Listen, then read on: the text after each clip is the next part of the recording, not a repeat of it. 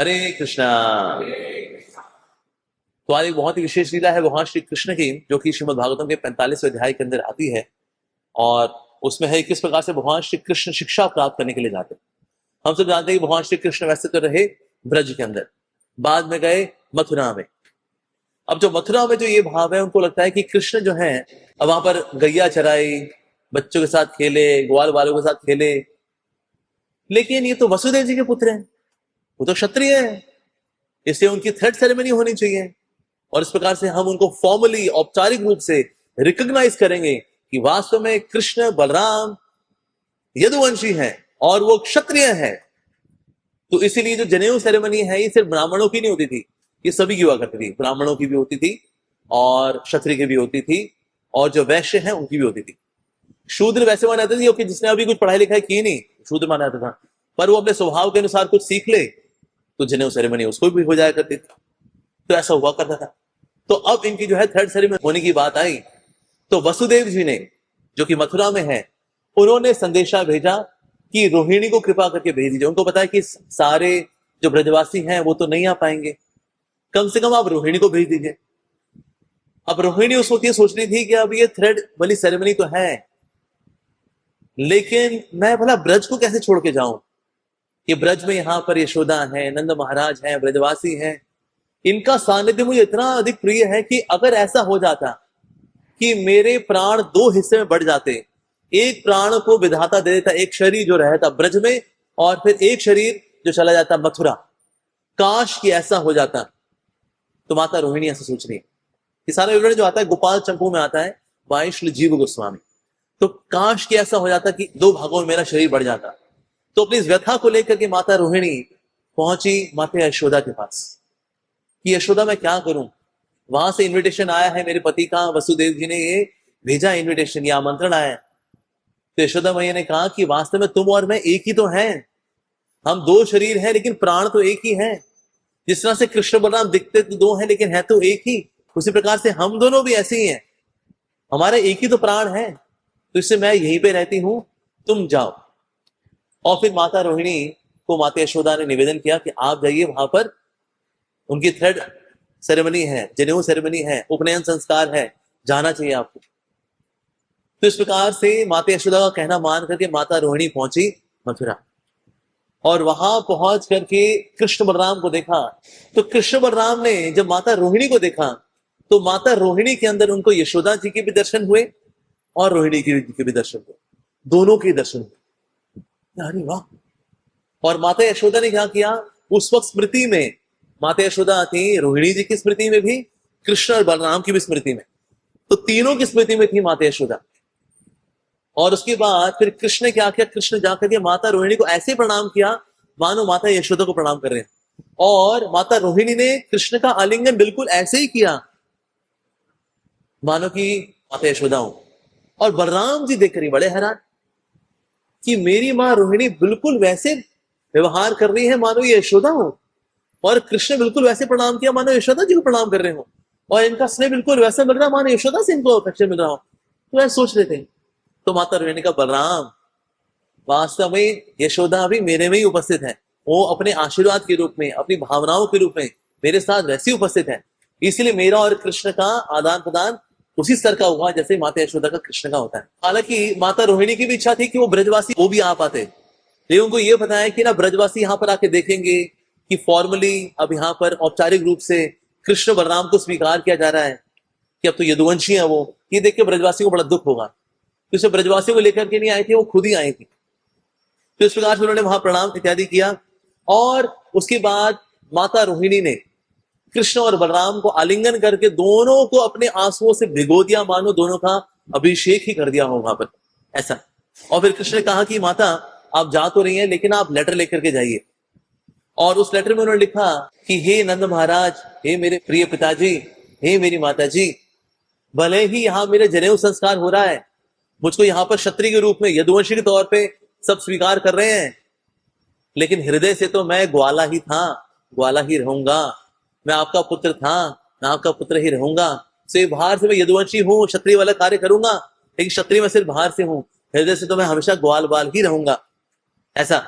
साथ उन्होंने कहा कि यहाँ पर मैं अपनी आइडेंटिटी को छुपा रहा हूं, क्योंकि अगर इनको पता लग गया कि मैं तो आज भी गोपाल वाले भाव में ही हूं तो इनको बुरा लगेगा, और ये क्योंकि आपके मित्र हैं तो आपके मित्रों को बुरा ना लगे, इसलिए मैं अपनी आइडेंटिटी को यहां पर छुपा रहा हूं।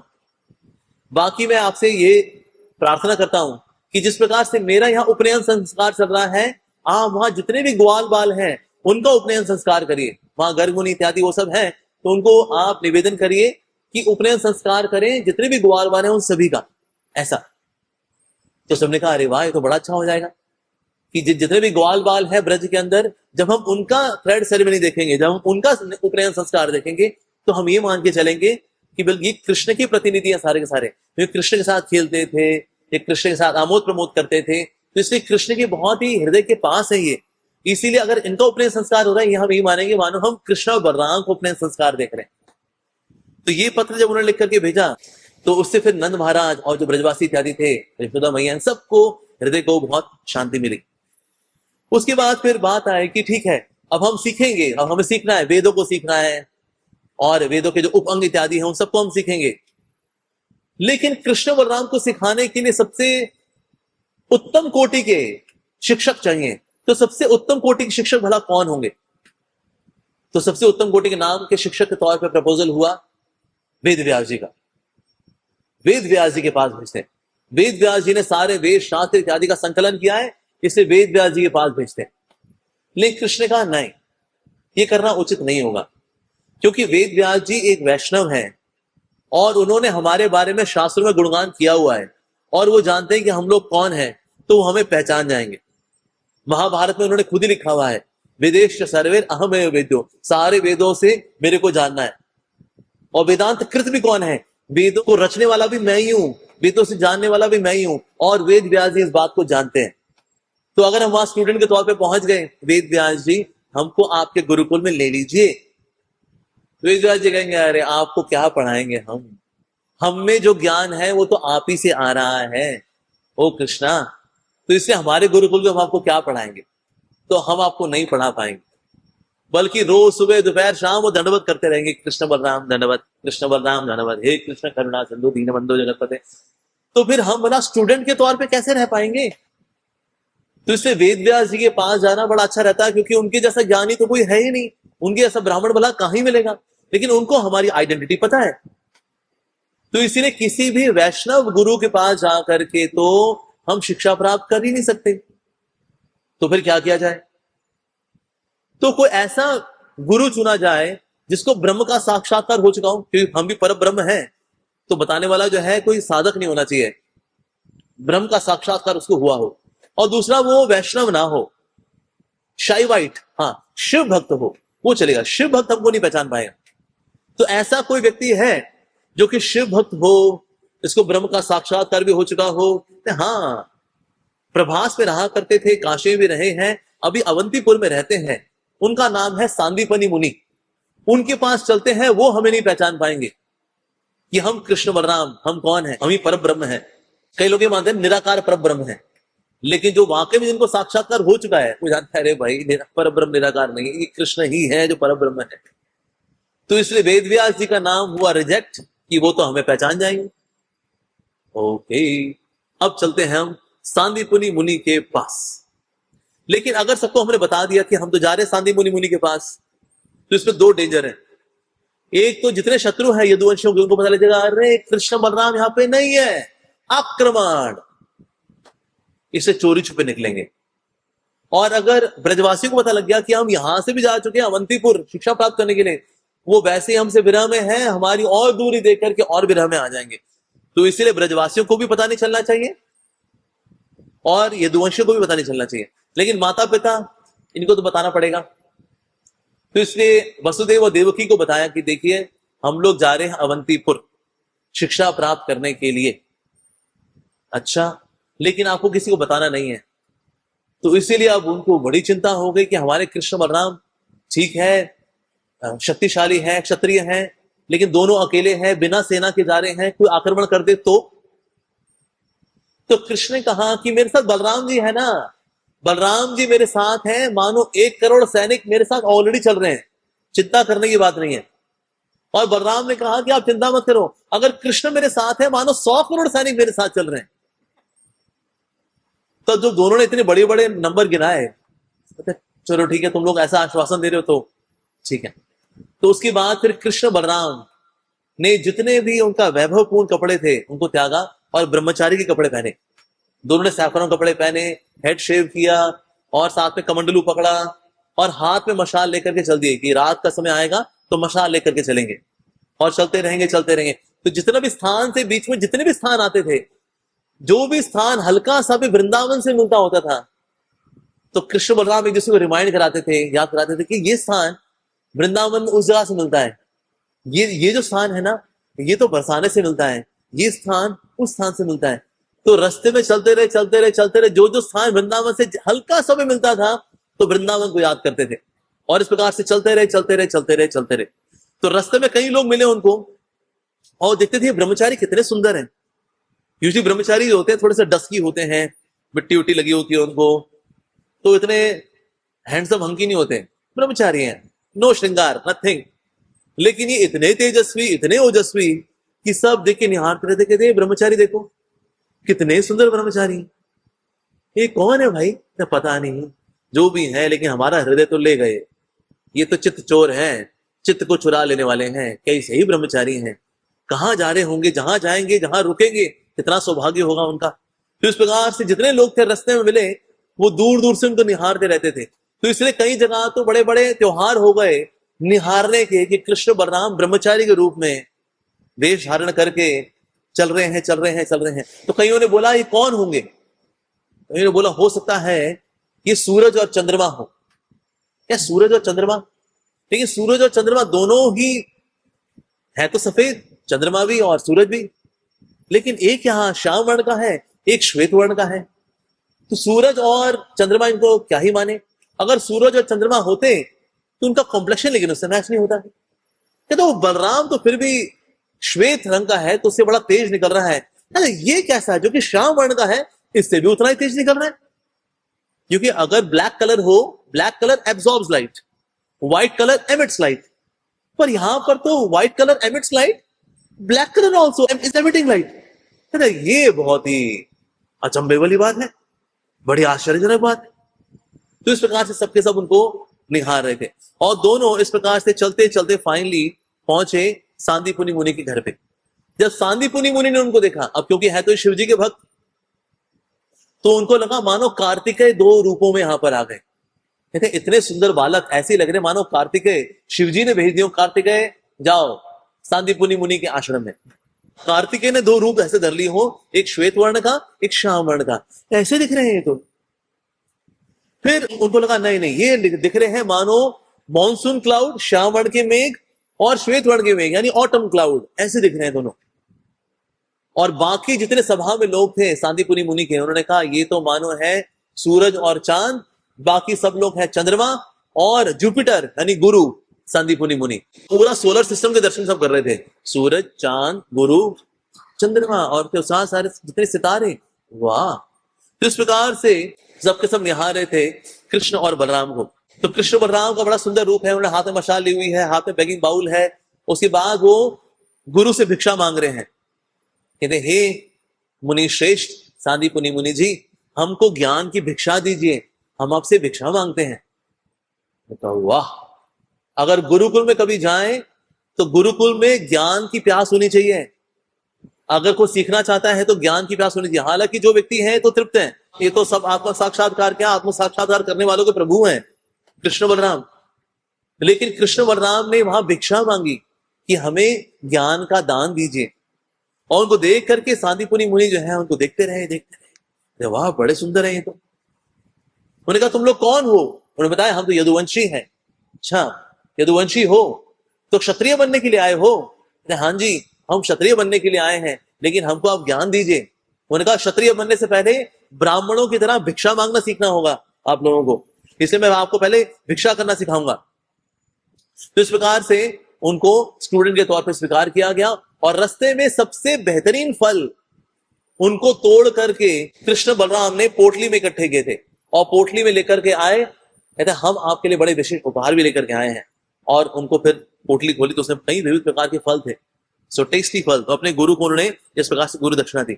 लेकिन जैसे ही उन्होंने उनको देखा, सांदीपुरी मुनि ने कहा, आप दोनों को देख करके मेरे हृदय में इतना वात्सल्य रस आ रहा है, और आप दोनों को देखकर मैं कह सकता हूं कि आप दोनों को इतनी वत्सलता मिली हुई है। जहां से भी आप आ रहे हो, आपके माता पिता सगे संबंधियों ने आपको ढेर सारा प्रेम दिया है।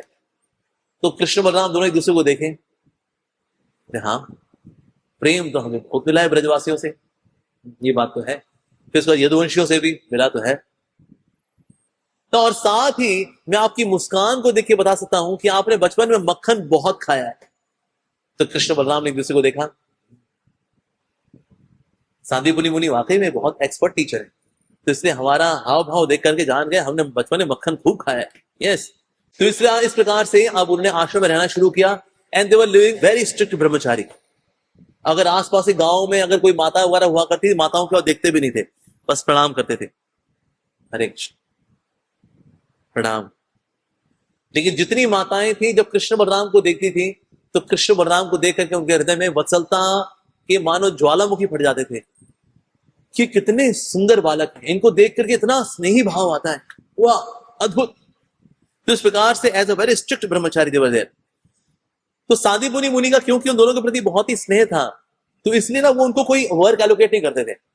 बाकी जो गुरुकुल में आश्रम में जो भक्त हैं, जो शिष्य हैं, उनको देंगे, आप ये काम करो वो काम करो। तो कृष्ण बलराम इतने सॉफ्ट हैं, इतने सुंदर हैं, इनको नहीं सेवा नहीं देनी चाहिए। लेकिन जैसे ही गुरु किसी सेवा में जाते, सांदीपुरी मुनि किसी सेवा में जाते, तो कृष्ण बलराम पीछे से वो सेवाएं कर देते, और ऐसी सेवा करते, एकदम परफेक्ट सेवा करते। तो सांदीपुरी मुनि जब वापस आते तो कहते, अरे ये सेवा किसने कर दी? पूछते, क्या तुमने की? क्या तुमने की? क्या तुमने की? क्या तुमने की? तो कुछ शिष्य बताते, गुरु महाराज ये तो कृष्ण बलराम ने की। तो उनको ये पता लग गया कि ये वो शिष्य हैं जो गुरु के आगे सेवा करने का ड्रामेबाजी नहीं करते, गुरु के पीछे से सेवा करते हैं। तो असली शिष्य ये होता है जो गुरु के पीछे रह करके सेवाएं सेवाएं सेवाएं सेवाएं कर दे, वो क्रेडिट नहीं चाहता, रिपोर्ट कार्ड नहीं चाहता। जो नकली शिष्य होते हैं गुरु के आगे लगे होते हैं, गुरु महाराज लेकिन जो असली शिष्य होगा वो गुरु के आगे विनम्र भाव से रहेगा, और गुरु के पीछे अरे बड़ी बड़ी सेवाएं कर देगा वो। तो इस प्रकार से कृष्ण बलराम सेवा करते। तो एक समय सांदीपुरी मुनि की जो वाइफ थी, उन्होंने पूछा, बेटा आपके गुरुकुल में इतने सारे बच्चे हैं, आपके फेवरेट बच्चे कौन से? तो सांदीपुरी मुनि ने कहा, देखो शिक्षक के लिए तो सारे बच्चे बराबर ही होते हैं। तो वाइफ ने कहा, फिर भी बोला, लेकिन फिर भी इन बच्चों में कोई तो होना चाहिए जो सबसे अधिक स्पेशल हो, जो बड़ा विशेष हो आपके लिए, जो आपके हृदय के बड़े नजदीक हो। तो वो जो यदुवंशी है ना, दो कृष्ण बलराम, वो बड़े विशेष नहीं। ये अच्छा, इतने विशेष है, फिर तो आप उनको विशेष सेवा देते होगे। वाइफ ने पूछा सांदीपुरी मुनि से। सांदीपुरी मुनि ने कहा, वो इतने प्यारे हैं ना, मेरा उनको सेवा देने का मन नहीं करता, मैं क्या सेवा दूं? कहते अच्छा, तो मतलब सेवा वगैरह कुछ नहीं करते, वो बस लाड प्यार लेते हैं आपसे। तो सांदीपुरी मुनि ने कहा, नहीं, वो दोनों मेरी अनुपस्थिति में सारी सेवाएं कर देते हैं, और ऐसी सेवा करते हैं जैसी वो सेवा करते हैं पूरे आश्रम में, वैसी सेवा और कोई भी नहीं करता। अच्छा, चलो मैं भी देखती हूँ उनकी सेवा भावना क्या है। तो एक समय सांदीपुरी मुनि आश्रम में नहीं थे, तो कृष्ण बलराम को सांदीपुरी मुनि की वाइफ ने भेज दिया लकड़ी इकट्ठी करने के लिए, और उस वक्त झमाझम बारिश हो रही थी। तो बाकी कईयों को बोला, आप लकड़ी इकट्ठी करके ले आओ। तो बोले, बस माता जी कैसे ही थोड़ी बारिश थमती है लकड़ी लेकर के आएंगे। तो कोई तैयार ही नहीं हो रहा था। तो कृष्ण बलराम ने देखा कि हमारी गुरु माता चाहती है ऐसा कि हम लकड़ी लेकर के आए, तो चलो लकड़ी लेकर के आते हैं। और ऐसी बारिश हो रही थी, आकाश में बिजली कड़क रही है, इतने बादल हो रखे हैं, और ऐसी झमाझम बारिश में भी कृष्ण बलराम निकल पड़े। तो सामने कुछ भी दृष्टिगोचर नहीं है कि स्थान कहां पर है, पगडंडी कहां है, कहां जाएंगे, लेकिन चल पड़े, चलते रहे चलते रहे चलते रहे। और इतनी बारिश थी कि सूखी लकड़ी ढूंढते ढूंढते काफी आगे चले गए जंगलों में। तो शाम को जब सांदीपुरी मुनि आए, देखा सब है, लेकिन कृष्ण बलराम नहीं है। तो पत्नी से पूछा, कृष्ण बलराम कहां है? उन्होंने कहा, कोई जा ही नहीं रहा था लकड़ी इकट्ठी करने के लिए, वही निकल गए, अब वो पता नहीं कहां पर ही होंगे। अच्छा, तुमने ऐसी बारिश में कृष्ण बलराम को भेजा क्यों? मूर्ख औरत, तुम मूर्ख नंबर 1 हो। अपनी कैसी स्त्री हो तुम? तुम्हारा हृदय तो मानो पाषाण के समान है। ऐसी बारिश में भला कौन भेजता प्यारे बच्चों को? हेड डांट लगी। वाइफ को लगा आज तक के मेरे पति ने ऐसी डांट तो नहीं लगाई, लगता है मैंने कोई बड़ी वाली ही गड़बड़ी कर दी। अब लेकिन करे क्या, ऐसी बारिश हो रही है, पता नहीं कृष्ण बलराम कहां होंगे। तो जैसे वो ढूंढने के लिए बाहर निकले थे तो आश्रम के दूसरे हिस्से में वहां पर सारी लक्कड़ इत्यादि को रखे हुए थे और कृष्ण बलराम जो है आपस में हास परिहास कर रहे थे, जोक कर रहे थे कि हम जो किस प्रकार से फंस गए थे तो वहां से कैसे निकले, ऐसे हुआ था, फिर वहां गड्ढे में आ गए थे, फिर वैसे निकले। कृष्ण जोक मारते, बलराम जी हंस रहे थे, बलराम जी जोक करा करते, कृष्ण हंस रहे थे। तो सांदीपुरी मुनि का जो गुस्सा था वो थोड़ा शांत हो गया थे। ये तो बड़े शांत थे दोनों के दोनों, बल्कि हंसी मजाक कर रहे हैं, आमोद प्रमोद कर रहे हैं। तो पहुंचे उनके पास, कृष्ण बलराम तुमको कुछ हुआ तो नहीं? ऐसी तुमको बारिश में मेरी पत्नी ने भेज दिया, लेकिन फिर भी तुम गुरु माता की आज्ञा पालन करते हुए ऐसी बारिश में निकल गए, तुम क्या करते हो? उसके बाद फिर सांदी मुनि ने दोनों का कस के आलिंगन किया कृष्ण बलराम का और अपने अश्रुओं से दोनों को भिगो दिया। तुम इतने प्यारे हो और कितने गुरुनिष्ठ हो। तो दोनों की बहुत प्रशंसा की उन्होंने इस प्रकार से, और फिर उनको शिक्षा देनी शुरू की। और शिक्षा में 64 डेज में 64 कलाएं भगवान श्री कृष्ण सीख गए। सीख ही नहीं गए बल्कि वो सुनते तो थे मुस्कुराते हुए, उसके बाद जब उन कलाओं को करते थे तो जो टीचर थे ना, टीचर को ना गलती लगती थी, अरे पहले हमने वैसे बताया था पर हमने तो थोड़ा गलत बताया था, इसको तो एक्चुअली ऐसे करना चाहिए। ये कृष्ण बलराम ठीक करके बता रहे हैं। तो जितनी कलाएं थी वो सीखते थे इस क्लास में जी जी, लेकिन उस कला का जब प्रदर्शन करते थे तो उस कला के प्रदर्शन लगता था, अरे हमने इससे पहले बैच में जो सिखाया वो तो थोड़ा लेफ्ट राइट सिखाया, ऐसे सिखाना चाहिए। तो इसलिए पूरे गुरुकुल का सिलेबस रिवाइज हुआ कृष्ण बलराम की परफॉर्मेंस के बाद। क्योंकि वो जो भी करते हैं, अगर पॉटरी है तो अरे अच्छा पॉट ऐसे भी बनाते हैं, अच्छा स्टिचिंग ऐसे भी करते हैं, अच्छा कैसे बातचीत करनी चाहिए, अच्छा ऐसे भी करते हैं, अच्छा वो ऐसे, अरे सो सारा सिलेबस रिवाइज हुआ। सारी बुक्स के एनलार्ज एडिशन प्रिंट हुए कि पहले तो हम मिनी वर्जन पढ़ाते थे, अभी तो ये एनलार्ज वर्जन पढ़ाना पड़ेगा। कृष्ण बलराम ने तो नए स्टैंडर्ड सेट कर दिए। सांदीपुनी मुनि जो पढ़ाते थे उसके बाद वो सुनते थे। पर सांदीपुनी मुनि जो पढ़ाया उसके बाद जो प्रश्न पूछते थे तो सांदीपुनी मुनि उस प्रश्न का उत्तर देते हुए नई नई चीज सीख जाते थे। ये तो हमने भी कभी विचार नहीं किया था, लेकिन इस बात को बताते बताते तो हमें ही पता लगा, अच्छा ये भी होता है। क्योंकि कृष्ण बलराम ही उनके हृदय में वो ज्ञान स्फुरित करते हैं। क्योंकि ज्ञान कहां से आ रहा है? वेदांत कृत कौन? ये कृष्ण बलराम। तो कृष्ण बलराम ही उनके हृदय में नया नया ज्ञान देते जो वो बता रहे होते। तो जो बताते थे सांदीपुनी मुनि, तो उनको लगता था ये बात मैंने कभी पढ़ी नहीं है, ये बात मैंने पहले कभी समझी नहीं है, ये मैंने जवाब कैसे दिया? और कृष्ण बलराम अद्भुत अद्भुत अद्भुत, क्या यही अद्भुत है, यही उनमें ज्ञान को दे रहे हैं। तो इस प्रकार से सांदीपुनी मुनि इतने गर्वित होते थे कि जब कृष्ण बलराम को कुछ सिखा रहे होते थे तो कृष्ण बलराम के प्रश्न ऐसे होते थे कि उनकी खुद की लर्निंग हो जाया करती थी। और कभी अभ्यास के तौर पे कभी डिबेट हुए गुरुकुल के अंदर, तो इसलिए कोई जो वेदी आए, द्विवेदी आए, त्रिवेदी आए, चतुर्वेदी आए, उनसे पहले कृष्ण बलराम सुनते थे और उनकी प्रशंसा करते थे। कितना सुंदर बताया आपने, आपने ये अलंकार बताया, ये अलंकार बताया, कितना सुंदर बताया आपने। थोड़ा दोषों पे चर्चा करते हैं, और दोषों की चर्चा करते, अरे सामने वाले को तो सारा कॉन्फिडेंस खत्म। यही लीला उन्होंने गौर लीला में भी किया, जब महाप्रभु के रूप में आते हैं वहां पर भी केशव कश्मीरी के साथ जो किया उन्होंने, अरे अरे अरे अरे, मतलब ऐसी रैगिंग तो पंडित की भगवान ही कर सकते हैं। तो जैसे सांदीपुनी मुनि के आश्रम में भी जो द्विवेदी, त्रिवेदी, चतुर्वेदी, चट्टोपाध्याय जितने हुआ करते थे, सब के सब हम्बल होकर के जाते थे। तो इससे इमेज ऐसी हो गई थी कि अगर आपको कुछ नई चीज सीखनी है तो फिर कृष्ण बलराम के साथ आपका वाद विवाद कराया जाएगा।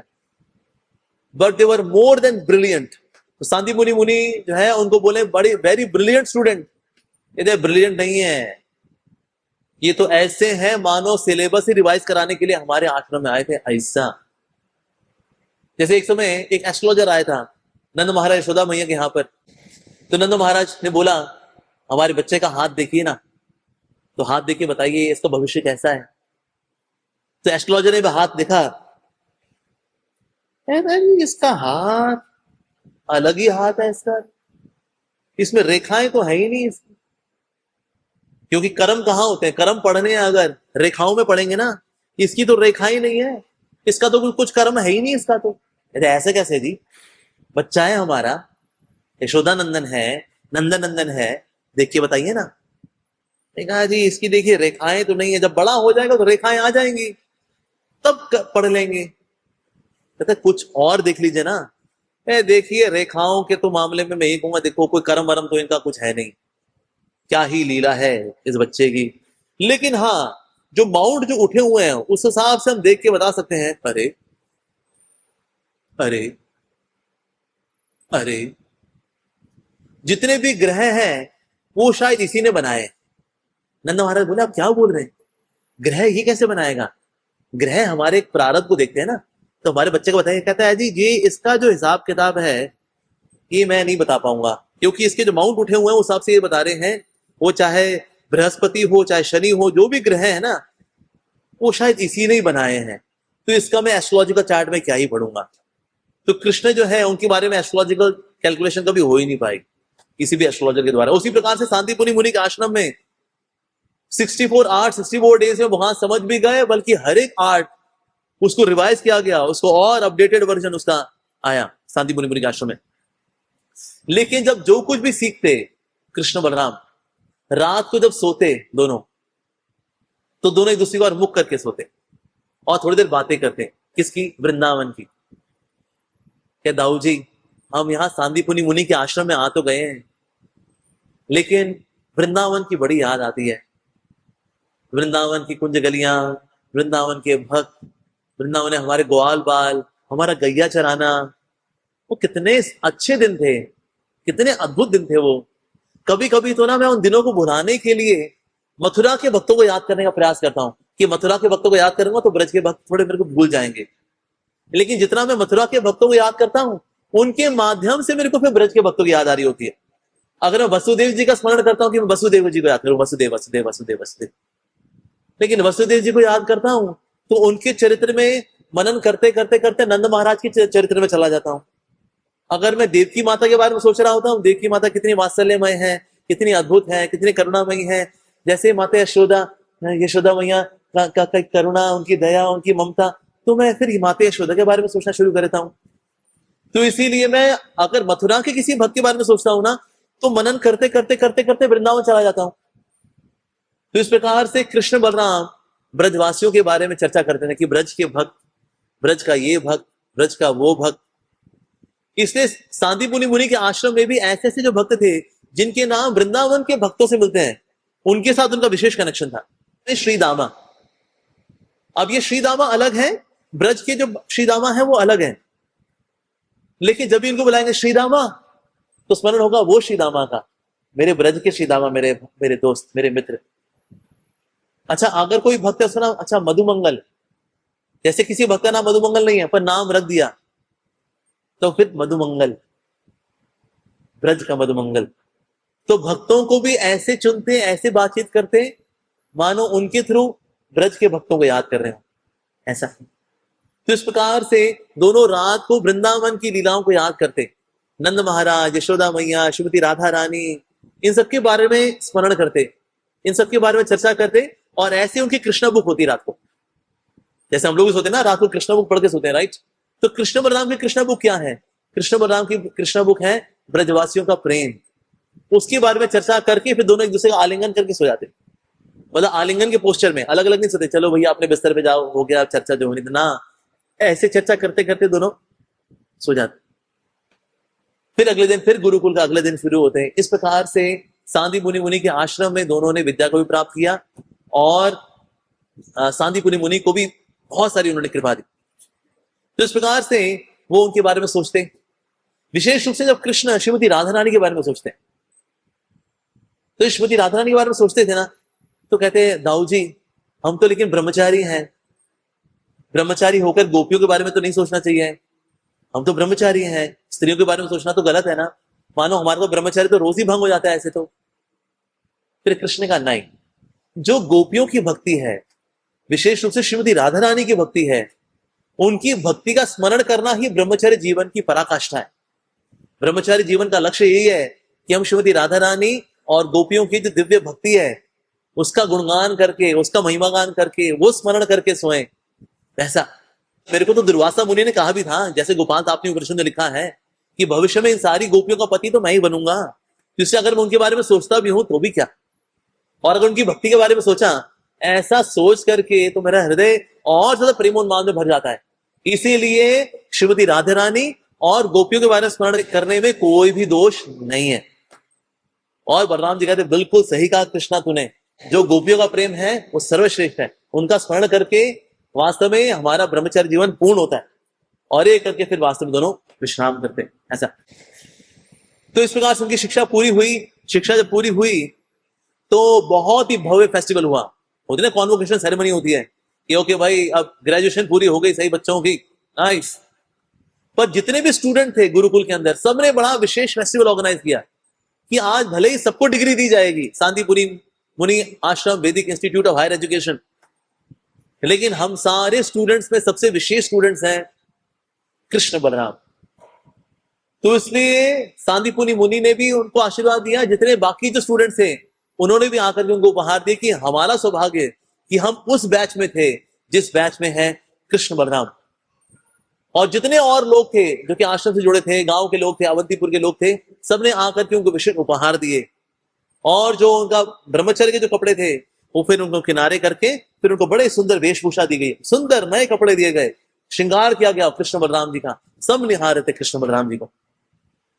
फिर कृष्ण बलराम ने क्या किया, सांदीपुनी मुनि को और उनकी पत्नी को उन्हें दंडवत प्रणाम किया, और इस प्रकार से प्रणाम किया। और प्रणाम करने के बाद उन्होंने कहा गुरु महाराज आप बताइए हम आपकी क्या सेवा कर सकते हैं। तो सांदीपुनी मुनि ने कहा कि आप लोग मेरे आश्रम में थे, यही सबसे बड़ा आशीर्वाद है, मुझे और कुछ नहीं चाहिए। तो लेकिन बहुत निवेदन किया। कृष्ण बलराम ने कहा लेकिन हम गुरु दक्षिणा में कुछ देना चाहते हैं, आप हमें आज्ञा करिए ना, हम देना चाहते हैं। तो सांदीपुनी मुनि ने फिर अपनी पत्नी के साथ परामर्श किया, क्या ही मांगे कृष्ण से, क्या ही मांगे, क्या मांगे उनसे। क्या चलो हमारा वो सबसे बड़ा पुत्र था ना, वो समुद्र में एक बार गया था, वापस आया ही नहीं था, तो ये तो बड़े दिव्य बालक है, क्या ये संभव है कि कृष्ण बलराम हमारे पुत्र को ले आए। तो उन्होंने फिर ये अपनी जो अभिलाषा थी, अपने इस भाव को व्यक्त किया उन्होंने कृष्ण बलराम के आगे। कृष्ण बलराम ने कहा ये तो हमारे लिए सौभाग्य है, हम लेकर के आएंगे आपके पुत्र को। तो गए प्रभास, जहां पर उनका बेटा पहले कभी डूबा था, प्रभास गए और वहां समुद्र को देखा। समुद्र को देखकर कृष्ण बलराम ने देखा, समुद्र बड़ा खुश है हमें देख करके। समुद्र देखा तो बलराम जी ने कहा कृष्णा हम यहां पर समुद्र के तट पर पहुंचे हैं और यहां समुद्र देखो कितना प्रसन्न है हमें देख करके, जिसकी जितने भी इसकी लहरें हैं मानो उसकी मुस्कान है। क्योंकि लहरें होती ना ऐसी होती हैं लहरें, तो लहरें मानो उसकी मुस्कान है। जितने भी टर्टल्स हैं, जितने भी कछुए हैं, वो मानो उसकी आंखें हैं, और कई सारी आंखों से ये हमें देख रहा है। कहते देखो देखो कृष्ण बलराम कृष्ण बलराम कृष्ण बलराम, इतनी सारी आंखों से ये हमें देख रहा है।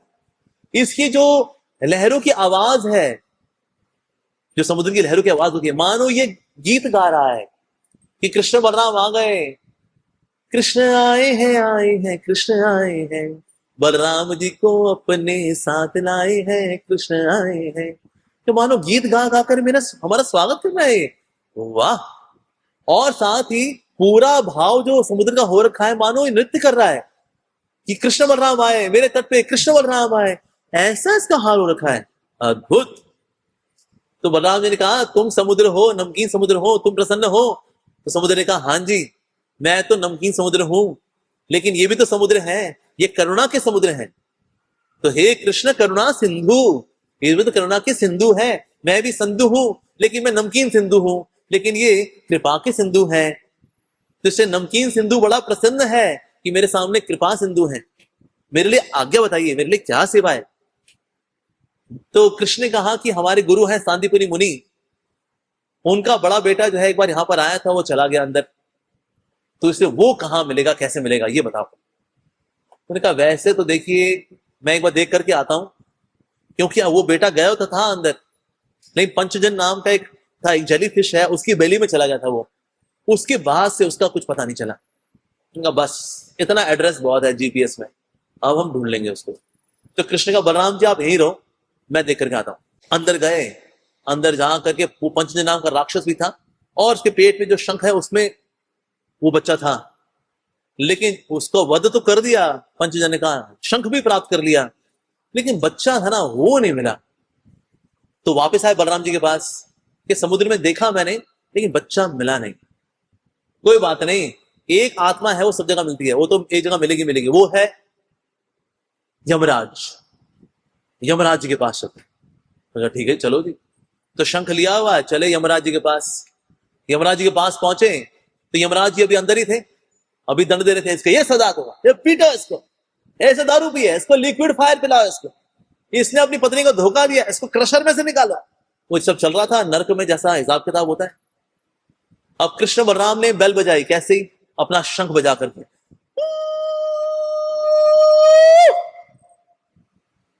जब शंख बजा तो जितने 28 तरह के नर्क थे सब के सब शांत हो गए। जो आग थी जिसमें कि लोग भूना जा रहा था, कहता तूने खूब खाए हैं चिकन मोमो, ले बेटा तेरा मोमो बनेगा अभी, और उसका मोमो बनाया जा रहा है वहां पर, अभी चिकन मोमो बन रहा है, चले तू भी कल अभी। तो गरम गरम तेल शंख की आवाज सुन करके ठंडा हो गया। अगर कोई आग में जल रहा था क्यों मुझे जला रहे हो, कहता क्यों तूने भी तो बारबेक्यू किया है बड़ा आग शांत हो गई। अगर कहीं कटीली झाड़ियों से किसी का शरीर चीरा फाड़ा जा रहा था, मानो जो जो थॉर्न से जो कांटे थे वो फूल बन गए, पुष्प बन गए, ऐसा हो गया। जहां पर यमदूत कोड़ों से मार रहे थे, क्योंकि जब भी कोई सिनर होता है उसको पीट पाट के लेके जाते हैं, खूब मारते हैं उसको, सटाक सटाक, और जितना वो चिल्लाता है मत मारो उतना और मारते हैं उसको, इससे उसको पता लगता है बोलना नहीं, ऐसे पिटते हैं वहां पर। लेकिन जितने कोड़े थे सबके सब वहां पर अदृश्य हो गए। तो महाराज कहता है गायब गायब गायब गायब, कोड़े गायब हो गए, अग्नि शांत हो गई, गरम गरम तेल वो ठंडा पड़ गया, पूरा वातावरण था वहां पर इतनी हीट, कई डिग्री सेंटीग्रेड इतनी हीट थी वहां पर मानो शीतल हवाएं चलने लग गई। वहां वैतरणी नदी के अंदर कई सारे फेरोशियस एनिमल्स हैं, जिसमें कि जब फेंका जाता है किसी को, वो सारे फेरोशियस एनिमल्स को चीरते फाड़ते हैं किसी को, और बंदा इस प्रकार से चिरता फटता हुआ वैतरणी नदी तैर करके पार करता है उसको। वैतरणी नदी ऐसी होगी मानो कोई ऐसी शीतल नदी हो कि हिमालय से निकलने वाली कोई शीतल नदी हो, ऐसी हो गई। पूरा नरक का वातावरण ही अलग हो गया। यमराज लगे थे पीटो इसको, ये इसने ये किया है, ये धोखा दिया है इसने, इसको लेके जाओ इसको। लेकिन जैसी शंख की आवाज सुनी यमराज सौम्य हो गए। अरे ऐसा देखो कितना पीटना पड़ता है लोगों को, या लेकिन शंख की आवाज कैसे आई? दौड़ के गए, कृष्ण का स्वागत किया, बलराम जी का स्वागत किया। अरे आप यहां पर?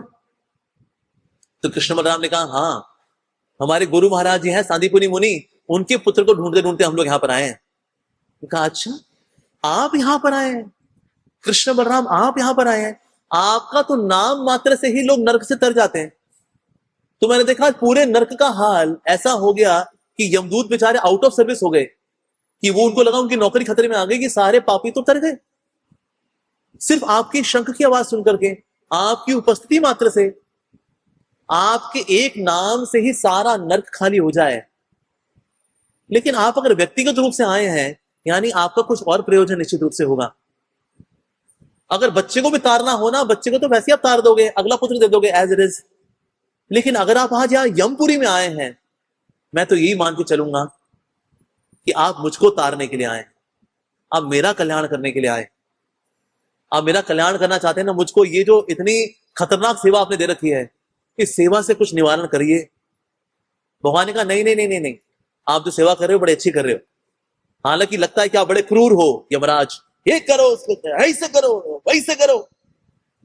लेकिन आप इस प्रकार से जब सजा देते हो किसी को, सजा देकर के उसके पाप कर्म काटते हो, और साथ ही उसका हृदय कठोर जो हुआ होता है भोग वृत्ति से, उसके हृदय को सॉफ्ट बनाते हो, ताकि एक दिन कभी किसी भक्त के संपर्क में आकर के वो मेरा भक्त बन जाए। तो इन पापियों के साथ आप जो कर रहे हो वो आपकी सेवा की रिक्वायरमेंट है, आवश्यकता है वो। इसलिए यमराज जी मैं आपसे बिल्कुल दुखी नहीं हूं, आप जो सेवा कर रहे हो ये मेरी इच्छा से कर रहे हो आप, जिससे आप बिल्कुल दुखी मत हो। उन्होंने कहा ये बताइए वो क्या मेरे गुरु महाराज जी के पुत्र यहां पर हैं? उन्हें ढूंढा ढांढा अच्छे से, कहते हैं है तो सही, लेकिन यातना शरीर में है और उसका जो हाल अभी हो रखा है ना, अगर मैं उसको लेकर के आया उसको देख के वो उनके पिताजी और दुखी हो जाएंगे ना। अच्छा तो क्या किया जाए? तो कृष्ण ने कहा कि वैसे मैं गया था समुद्र में और वहां पर जो पंचजन्य जहां का जो शंख था, अगर मुझे वहां पर एक सेल भी मिल जाता उसका, तो मैं उस सेल को उसको रेप्लिकेट करते करते करते करते पूरा पुत्र बना देता, लेकिन वहां पर उसका एक अंश भी नहीं मिला मेरे को, इसीलिए मैं उसको फिर मैंने दोबारा रेप्लिकेट नहीं किया। तो मुझको लगा शायद यहां कुछ मिल जाएगा, तो इसलिए मैं यहां पर आया था, पर यहां पर भी कुछ नहीं किया, चलो उसको लेकर के आओ।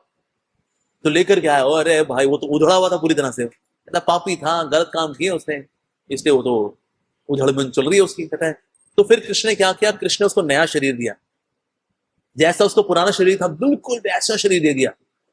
भगवान ने कहा ये जो 5 तत्व हैं, पृथ्वी जल अग्नि वायु आकाश, ये तो मेरी शक्ति है, क्या चलो जुड़ करके वैसे ही हो जाओ जैसे पहले थे इस आत्मा के ऊपर। तो यातना शरीर वहीं छुड़वा करके नया शरीर दिया, जैसा पहला दिखता था ऐसा शरीर। अब हुआ का अब जो कृष्ण ने जो शरीर दिया है, ये नया शरीर, निष्पाप, निष्कलंक, पाप रहित, एकदम शुद्ध शरीर दिया उनको। ऐसा शरीर प्राप्त करके जो वृत्ति थी उनकी वो भी शुद्ध हो गई। ऐसी शुद्ध वृत्ति में जब उन्होंने कृष्ण बलराम के दर्शन किए, वो देखते ही रह गए कि इतने सुंदर व्यक्ति हमने जीवन में कभी देखे ही नहीं। उसके बाद उनको ले करके फिर कृष्ण बलराम पहुंचे सांदीपुनि मुनि के पास। जब सांदीपुनि मुनि के पास पहुंचे और उन्होंने अपने पुत्र को देखा, तो वो अपने पुत्र को देख रहे हैं कि हमारा पुत्र आ गया, लेकिन पुत्र कृष्ण बलराम को देख रहा है। सब बोले पुत्र पुत्र, और उनका पुत्र कृष्ण बलराम को देख रहा है। पुत्र, हाँ, उनको तो ये तो प्रभु में पूरी तरह से लिप्त हो गया उनके पुत्र का जो मन है ऐसा। उसका सांदीपुनि मुनि ने इतने गुणगान किया कृष्ण बलराम का कि आपका बहुत बहुत धन्यवाद, हालांकि मैंने आपसे सेवा ली। कृष्ण बलराम ने कहा ऐसा मत कहिए, ये तो हमारे लिए कुछ नहीं है कि हम गुरु की कोई सेवा कर पाए, ये तो हमारा सौभाग्य है ऐसा। तो वहां जितने भी और भक्त थे उन सबने कृष्ण का गुणगान किया, और सांदीपुनि मुनि के आश्रम में उनके रहने की क्या क्या लीला है उस पर पोएम गा दी उन्होंने। किस प्रकार से कृष्ण बलराम आए, शिक्षा को उन्होंने प्राप्त किया, शिक्षा को क्या ही प्राप्त किया, मानो अवंतीपुर वालों पे कृपा की, और किस प्रकार से गुरु की दक्षिणा के तौर पे उनका पुत्र वापस किया। कहां कहां गए, समुद्र में गए, यमराज के पास गए, यमराज पे कृपा की, बच्चे को लेकर के आए अपने गुरुदेव के लिए। जय हो कृष्ण बलराम की जय हो कृष्ण बलराम की जय हो। इस प्रकार से सबने कृष्ण बलराम का गुणगान किया, पोएम गाई, पोएटिकली उनकी सारी एक्टिविटी को, आश्रम में रहने वाली सारी एक्टिविटी का गुणगान किया कि कितने ब्रिलियंट स्टूडेंट, कितने ब्रिलियंट सखा, everything was super classy, transcendental about Krishna and Balram.